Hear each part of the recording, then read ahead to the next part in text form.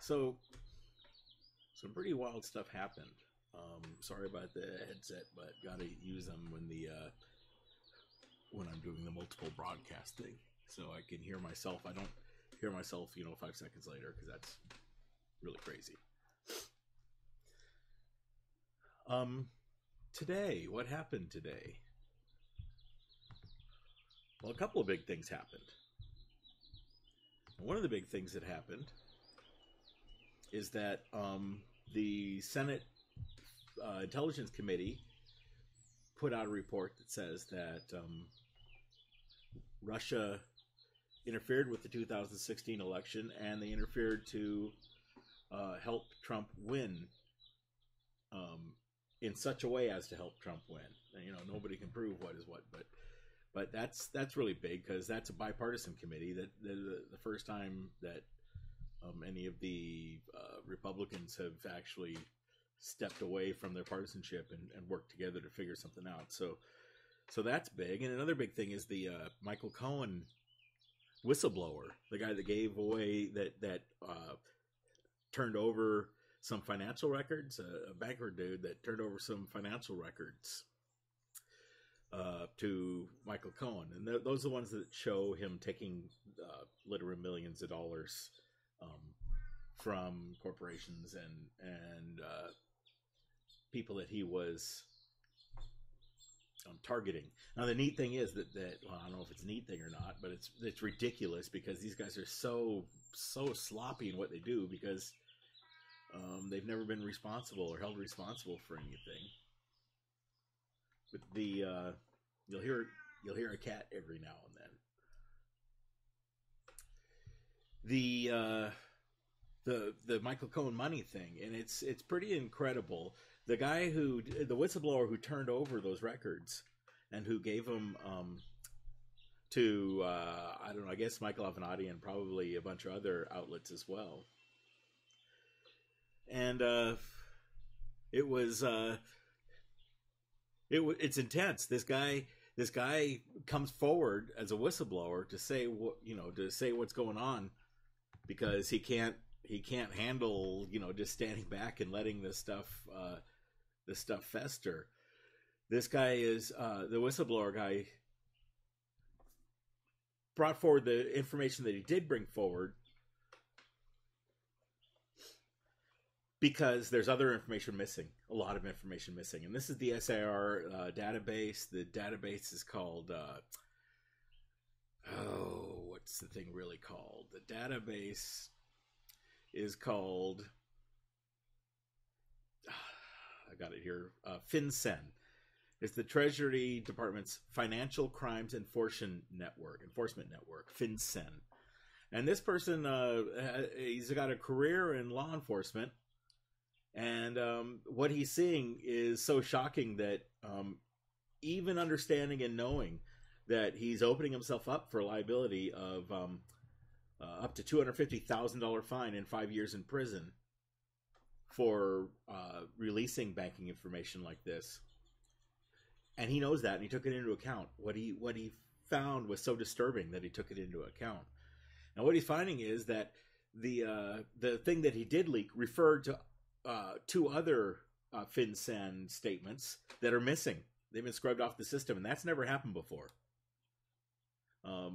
Law enforcement is freaking out, because you're not supposed to be able to take things off of this system. What the system is that, among probably other things, is that it's a repository for the SAR forms, the suspicious activity report forms that banks fill out and submit to the government when certain things happen.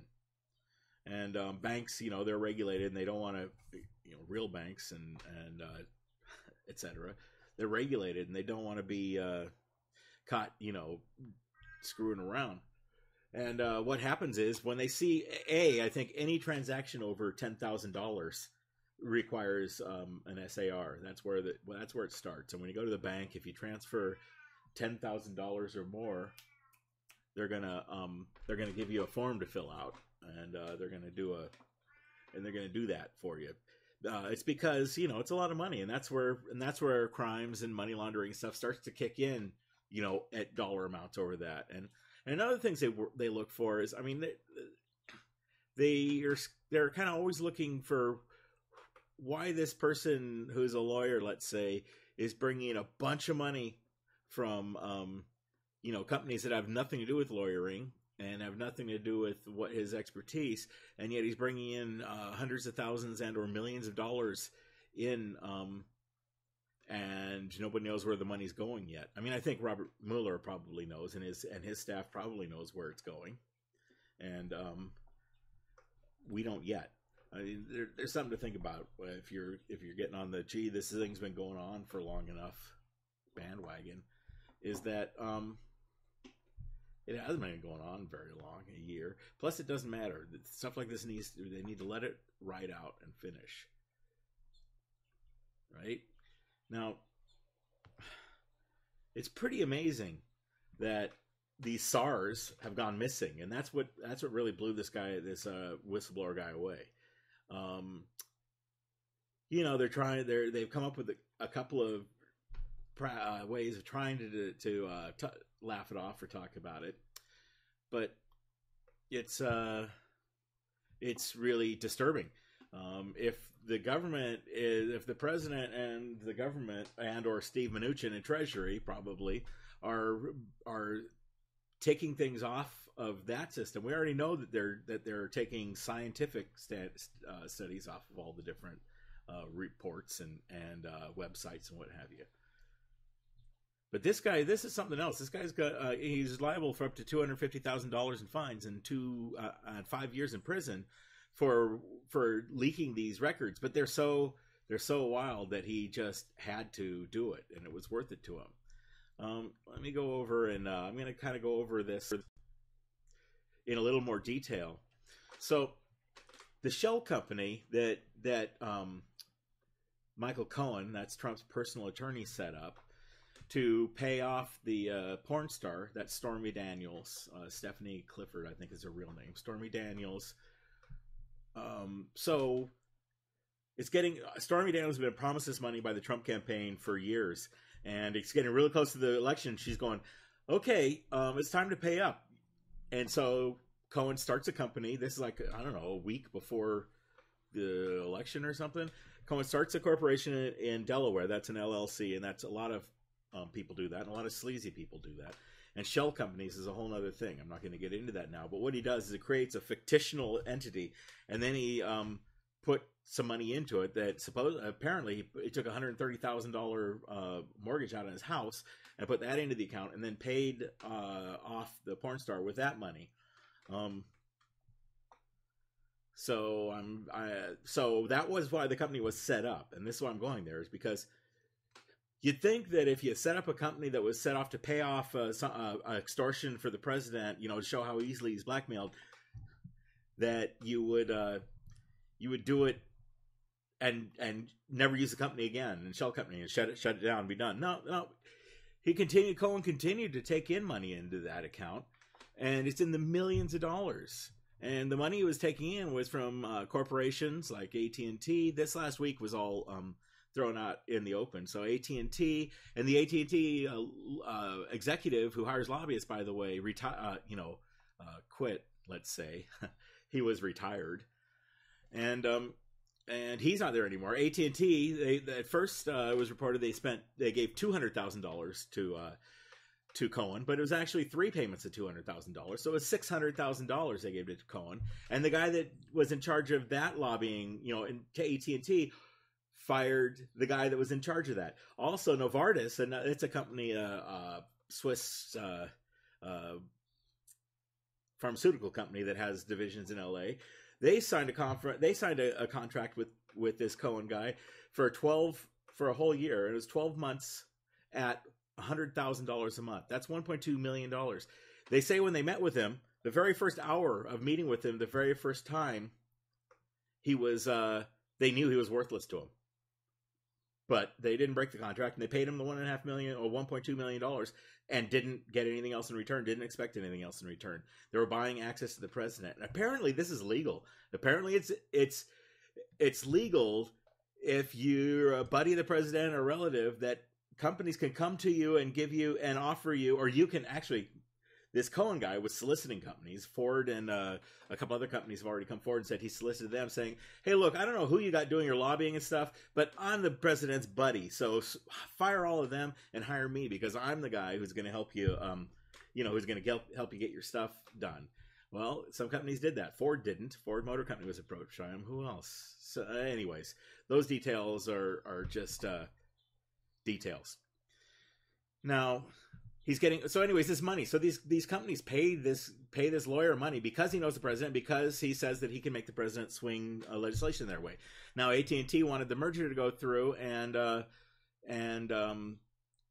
some net neutrality. And, of course, the net neutrality thing, they got Ajay Pai, I think is how you say his name, the FCC commissioner, put in place so that he would kill net neutrality. By the way, today, the Senate voted to restore net neutrality, to keep it in place. The House will have to do that next, but this was a big step, and it has to be done by June 11th. Otherwise, your Skype phone call will never be free again. Your Periscope usage will never be free again. They're going to charge you. If they can legally charge you, they're going to charge you. And why? Because everyone else is going to charge you, and from the corporate thought, you'll be stupid not to charge people when you legally can. The net neutrality. Okay, back to this whole Trump attorney thing. This Cohen guy, he started taking in money from companies and meeting with companies who really said they didn't have anything to do with anything. But what happens when a guy is moving around hundreds of thousands or millions of dollars in and out of accounts? Is banks are required to file SARs, a suspicious activity report. Now, like I said, I think anything over $10,000 gets a SAR filed, but it goes on from that. And things that are filled out, the sort of things that SARs are used for. By the way, the system that tracks the SARs and financial funky stuff for the Treasury is called the Financial Crimes Enforcement Network, or FinCEN. Now, the whistleblower stuff, and what he's saying is, quote, I've never seen something pulled off the system. That's a safeguard for the bank. It's a stockpile of information. When something's not there that should be, I immediately became concerned, close quote. That's why I came forward. There was another quote in there, okay? So, a half dozen, in a story in the New Yorker that was just broke, I don't know, an hour ago or something, probably. It kind of sums everything up real well, and that's why I'm using it for reference right now. Half a dozen, 7 former officials familiar with the FinCEN system are showing various levels of concern about the reports.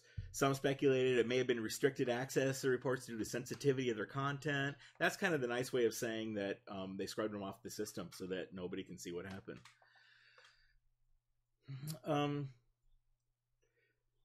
The former prosecutor who spent years working with the FinCEN database said they know of no mechanism whereby SARs can be pulled off of the FinCEN system. It doesn't exist.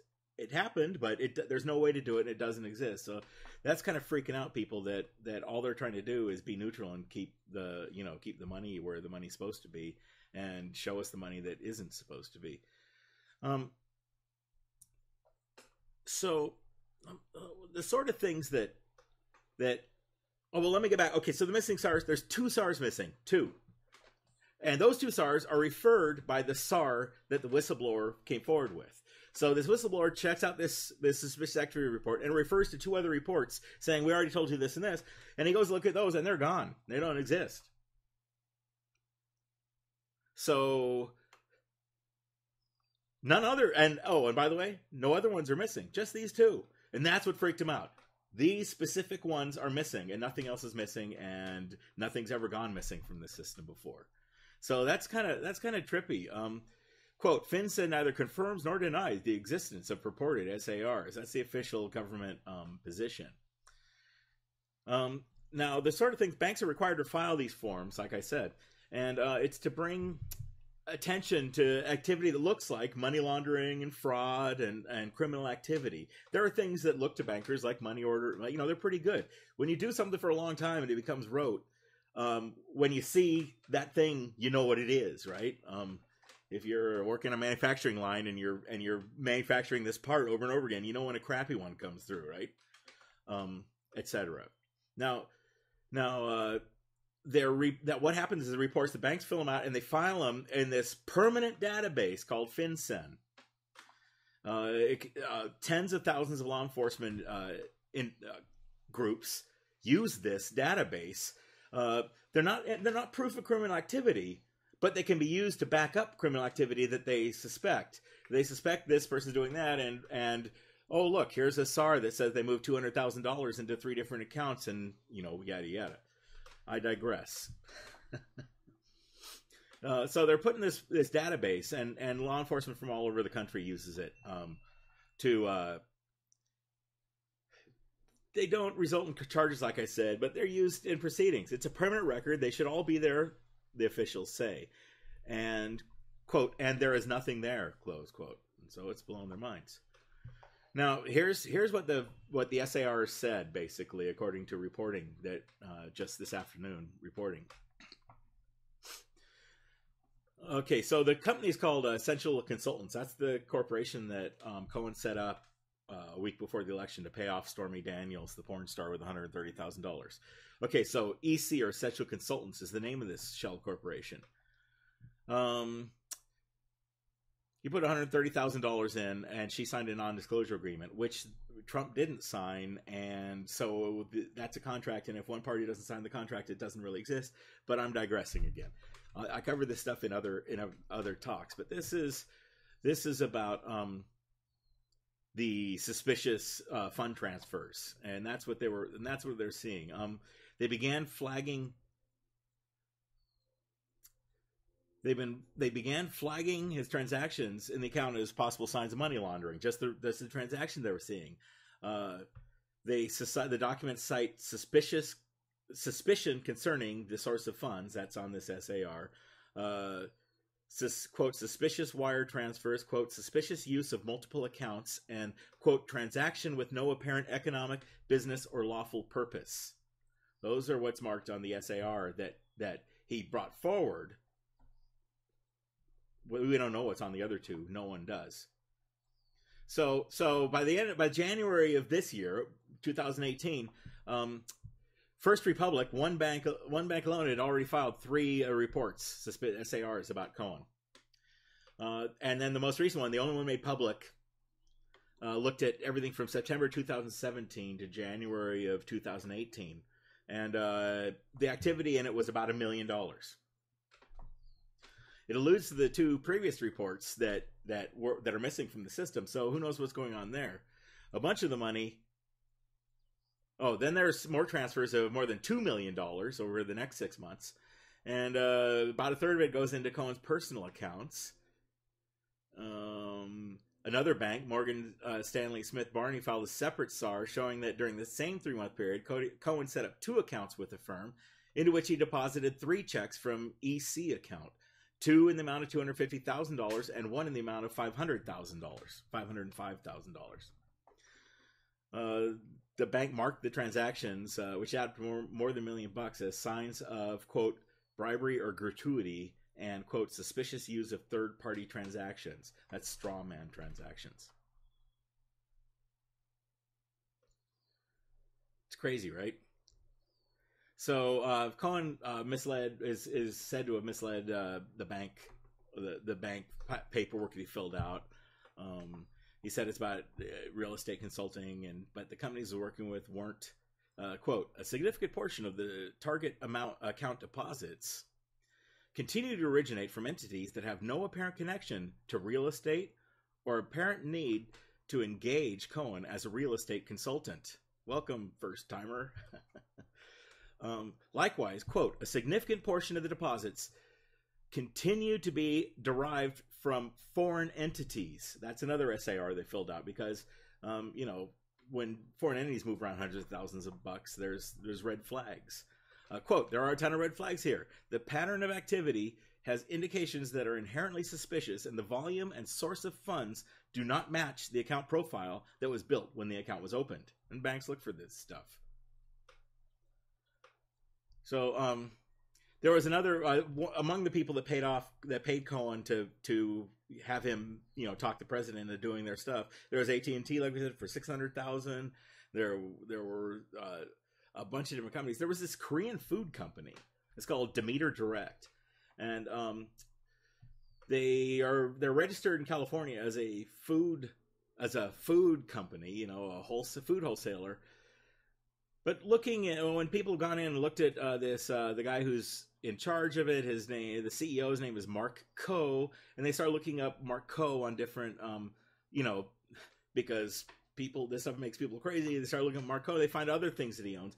He owns a corporation, a company that was making white supremacy websites during the 2013, 16, 17, 2016, right? That's a real thing that happened. Now, another thing that this guy Mark Coe is he's a manufacturer's representative for South Korean Aerospace Company, and this South Korean Aerospace Company gave Cohen $150,000 in November of 2017, the same month that President Trump visited South Korea. I mean, there's these coincidences that are not coincidences, folks, and this is the stuff that Mueller's putting all together. We're just getting little bits and pieces from the outside. At the time, that North Korean airplane manufacturer guy, the company was lobbying for a controversial multi-million-dollar contract with the U.S. Air Force, and you know what? They got it. Now, the suspicious activity report also shows that Cohen used the EC account for personal expenses. He used it to pay his American Express bill, AT&T, Mercedes-Benz. They even put account numbers right in the checks themselves, in the memo lines. He paid initiation fees and dues to fancy, snoozy clubs, the Core Club. It's a social club the Times once described as the portal to power. He cut himself multiple checks for hundreds of thousands of dollars, on top of the $1 million that he already put into his Morgan bank account, and that $1 million, Morgan, the other bank, also did suspicious activity report, because where does this guy who only works for 3 clowns come up with millions of dollars to open up a bank account? They like I said, they know this stuff. The SARs, those are the suspicious activity reports. They were actually highlighting activity that might be interest to ongoing investigations. In this case, the special counsel Robert Mueller's investigation too. The bank compliance officers, the one who fill out these SARs, other stuff they noted was 8 payments from a company called Columbus Nova over the first 8 months of 2017. That was $500,000.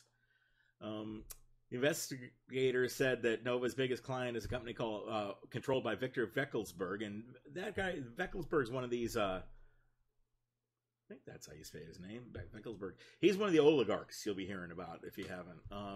One of the uber rich people in Russia that, the half dozen people that own everything, and it's all tied to gas.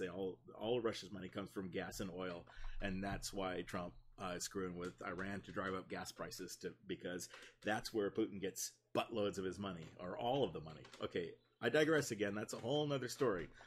But there's so much stuff going on that is like crazy, right? So this Vekselberg guy, he's an oligarch.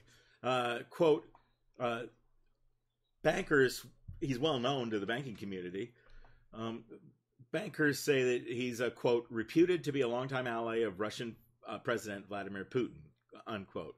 It also points out that Andrew Incater, that's a relative of Vekselberg's, and he's the CEO of Columbus Nova, which donated more than $300,000 to Trump-related causes. It just goes on and on. The report, this SAR flagged that activity is suspicious, quote, because the CEO's company transferred substantial funds to the personal attorney of Trump, and at the same time the CEO reportedly donated substantial funds to Trump's inauguration fund and joint fundraising committee for Trump's reelection and Republican National Committee. What does that say? it says that the banks saw that money was coming in from out of the country and going equally into Trump's reelection and to the RNC and to and a whole other thing happened today. Let me say it for 2 seconds, and that is that the Senate came out with a report today. The Senate Intelligence Panel came out with a report today that said that Putin used the NRA to funnel money to the GOP, and it's a bipartisan committee, and that's real, and it's now been admitted today by senators on both sides of the aisle, who say, okay, so this is a real thing. Now, so he gave a bunch of money to Trump's inauguration fund. He gave money to the lawyers, and this. Oh, and by the way, this is someone who had money for a long time, but who's never donated before. I mean, anything larger than anything notable. He's never made large donations before in his life, and then he makes these hundreds of $1,000s donations to Trump, to his reelection, to his inauguration committee, and to the RNC. The RNC is going down, folks. By the way, in the long run, because. And probably, I imagine there are as many or several Democratic senators who have been around a long time that are going to be in the same boat because they have Russian passports as well as U.S. passports, and they're kind of close to Russia. So that's part of the whole thing here too. Is that this thing it's so hard to grasp what it is because it's so many things. It's a bunch of people that aren't really good at hiding what they do because they've never had to. They owned a personal company that they could lie on their taxes or do whatever the heck they wanted, and they weren't accountable to anybody. And when they paid someone off or when they took a bunch of money, no one, there wasn't anyone there going, hey, what's this for? Well, you got to prove this. You got to fill out forms. Well, that didn't happen. And so they just think they don't have to do that. And that's why Jared Kushner's had to revamp his SR 86 financial disclosure form 40 times so far. By the way, one time of screwing up that form, and the FBI may let you move forward. If you screw up that form 2 times, they don't let you move forward. The only reason why they let this guy move forward is because of Trump said that he had to. So, but 40 times, he forgot about all this millions of dollars of artwork. He forgot about all these meetings with Russians and the money from Russians. Oh, I'm going to go back to Cohen and the bank stuff here because that's what this thing's about. So other banks also filed SARs about Cohen's activity. This is not funny. It's what should be happening, and that is that several different banking organizations started filling out SARs and reporting this stuff going on. Some banks were piecing together the reason of the transactions. They were putting together news reports, citing articles from publications like the Wall Street Journal and Vanity Fair about Trump and Russia, the secret election season payments, all the stuff that was being reported in the public. The banks were watching the money roll in and roll out. So they saw that was going on. And the money was going out to pay off at least the one porn star. And then there was $150,000 to a Playboy bunny that he slept with when there was another playmate watching in further or somewhere in the room. And then there's other payment. Now, the third, Cohen's payments are Trump, number 1, 2, Sean Hannity, that's the one he didn't want to tell anyone about, and 3, this Brody guy who's Brody is the co-finance chair of the RNC, the Republican National Committee or Congress, or whatever the hell they're called. The RNC, the guys that are in charge of all the money, the financial treasury guys for the RNC are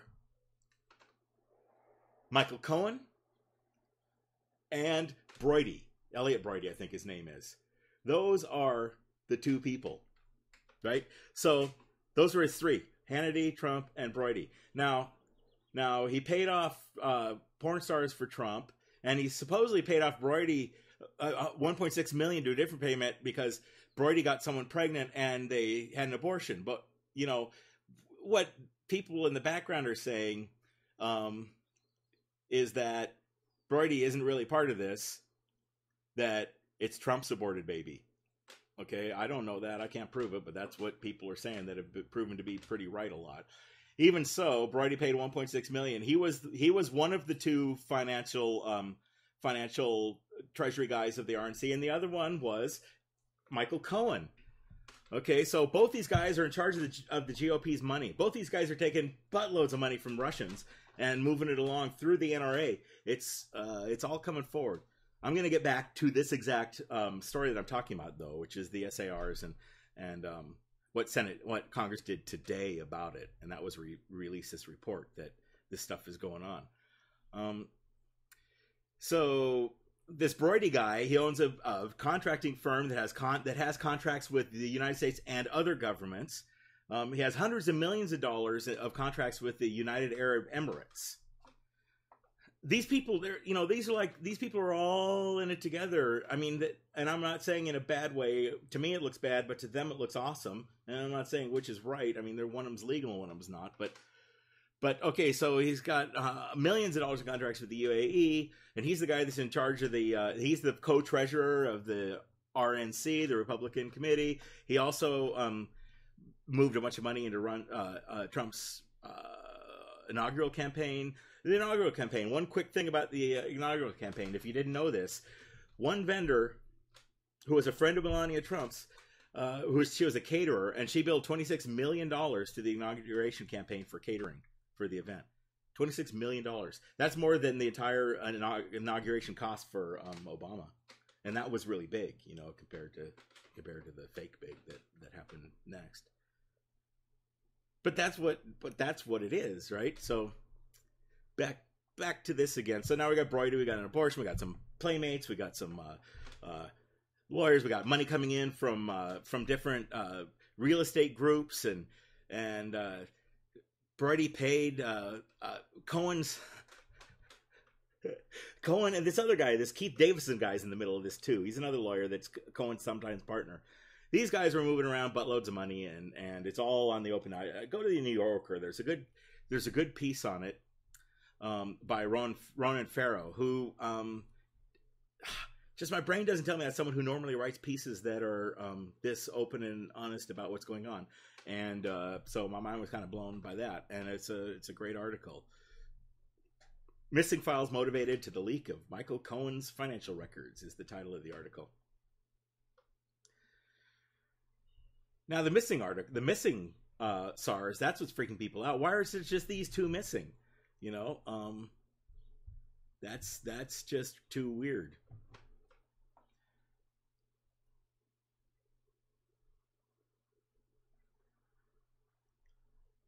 I guess the only other thing to say is that, I mean, I don't know. No one's really asked me questions. Someone asked if the president can be indicted, and that's a question. He can certainly be a president. Yes, a president.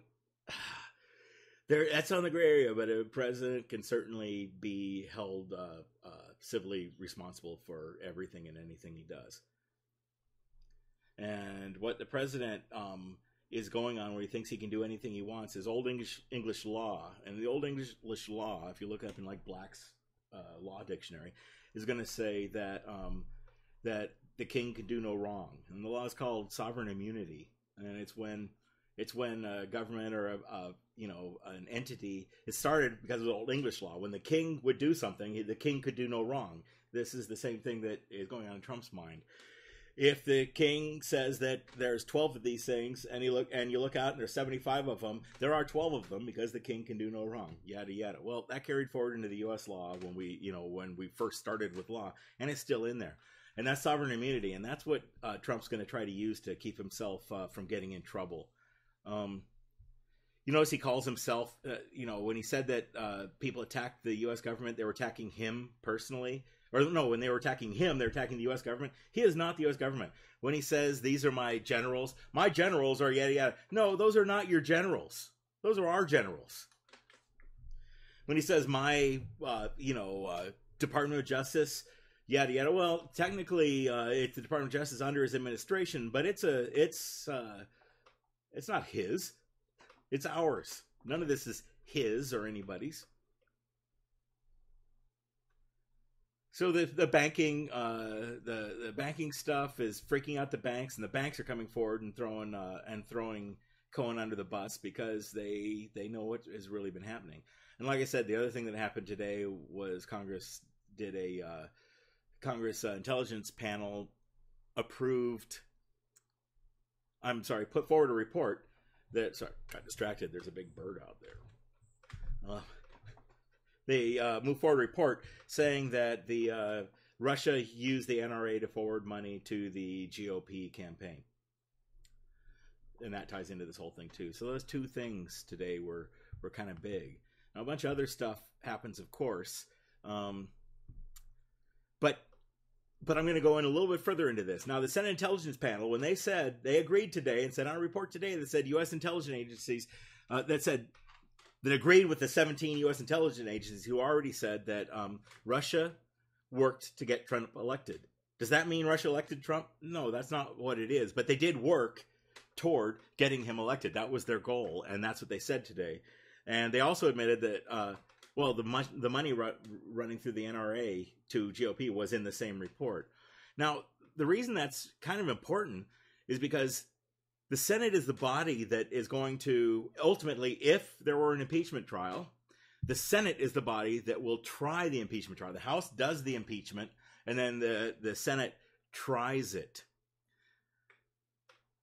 And until today, they hadn't come out and said they know that Russia was jacking with the elections, and they know that Russia sent money through the NRA to the GOP and to Trump. The NRA spent $30 million on Trump's election.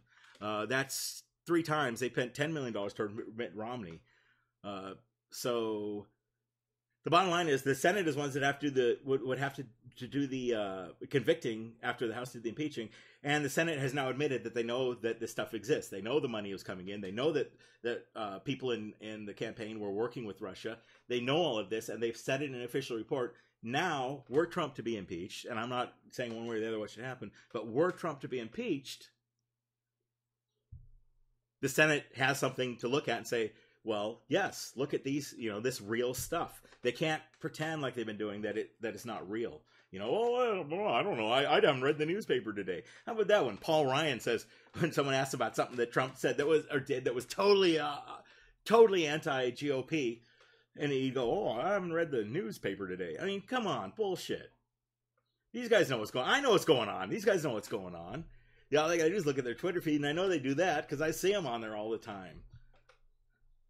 So that was kind of big, is that the Senate admitted today that they have a reason. There are reasons why conviction could happen in that. And his expense report was due today. This is another thing. Trump's official expense report was due today, or yesterday, I think. He turned it in, and they have it today.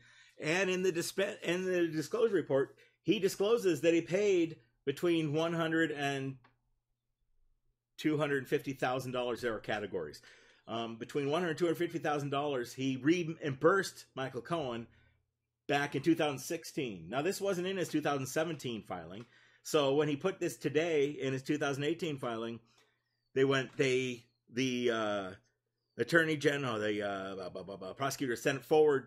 The people who know what this stuff is going on sent it forward to the Department of Justice, suggesting charges be filed because the report in 2016 was fraudulently filed and didn't show about Stormy Daniels. And up until 2 weeks ago, Trump said he didn't know anything about Stormy Daniels. So,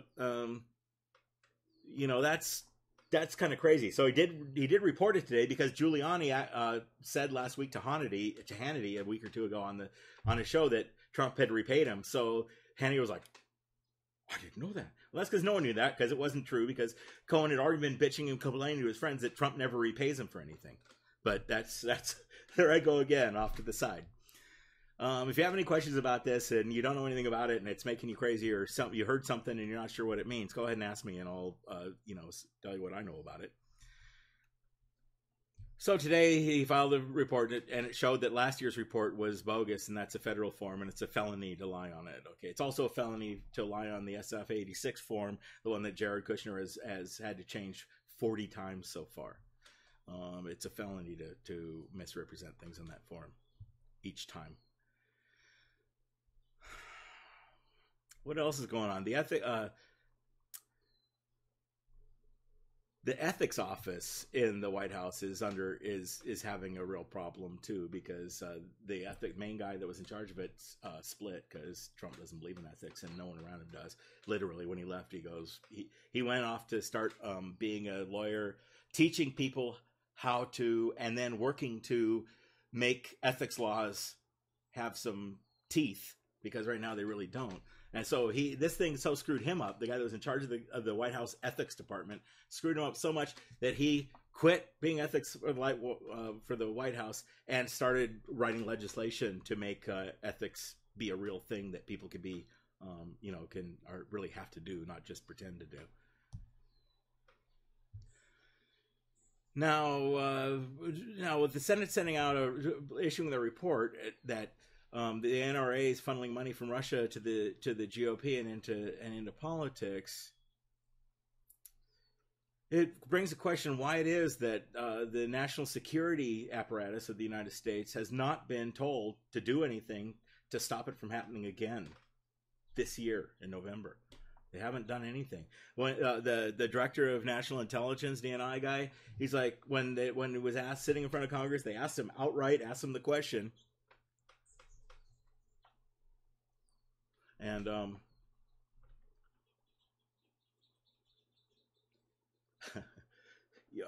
I can talk about impeachment for a second.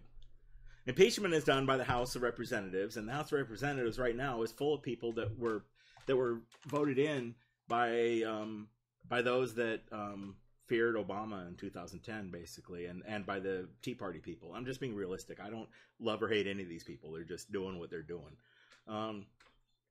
So the impeachment would have to be done by the House of Representatives. Now, the House of Representatives is a bunch of, I mean, you see what they're doing. They're not saying anything about what this guy's doing to the country and on the world stage or nationally or anything else. So they're not going to impeach him. And so that's where the thing starts. Now, there are articles of impeachment that have been drawn up, and they're sitting there ready to be moved forward onto the floor for votes. That isn't going to happen until either a bunch more of the Republican House members, say the emperor is naked and, hallelujah, and they're free. Because when that happens, the whole dynamic everything changes. So they're not doing anything. They're not doing anything to change it. And that's the weird thing. No one's, the DNI guy and the head of the CIA said, well, we're doing, each said, like, I'm doing what I can that makes sense. But the direct question, have you been giving a directive by the White House to do this? No.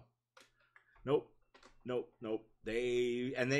what the DNI director said, the director of national intelligence said was, so what we have, you're welcome. And so what we have is I got distracted by answering your thing. I go on. Anyway, okay, I'm going back to impeachment. So that's it. When things flip, a whole bunch of seats have flipped wildly, and odds are really high, especially if everyone goes out and votes, that the House will change, and it will become under Democratic Party control. And at that point, that's when an impeachment might begin. Might. You know why? Because this Pence guy would be the next president, and he's a scummy dude. He's a sketchy guy. And if Trump was gone, he's a known. He's a known unknown. It was kind of like Saddam Hussein in Iraq. We knew what that guy was. We knew who he was. We knew, that he kept people down. But the people he kept down are the ones that we're fighting now, right? So you know what you know. And I'll go back to the impeachment. Anyways, so the impeachment it will probably move forward because it's a real thing. This stuff is really happening. Whether the Senate, the impeachment will probably go forward, and whether the Senate ratifies it and does anything, censure or does anything about it, that's going to depend on public outcry and on the Senate's position, which changed today in favor of doing something, actually. What else today? So much stuff is happening these days. Every day there are like 4 big ass things that happen.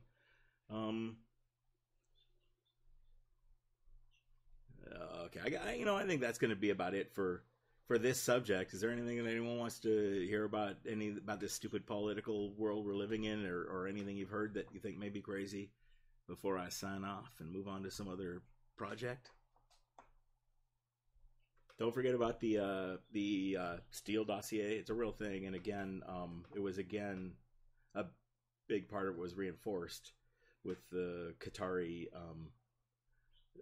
One of the things Michael Cohen did was tell Qatar that Qatar, Qatar, was tell Qatar that if he that they would give him $1 million and he'd move it on to the Trumps, and then they'd be able to play. That was before the Trumps and the Saudis worked together to start the blockade. Oh, how can I throw out there and then just take off? Well, that's what happens, folks. I'm going to do one on corporations soon, and that's a doozy. Thanks for watching.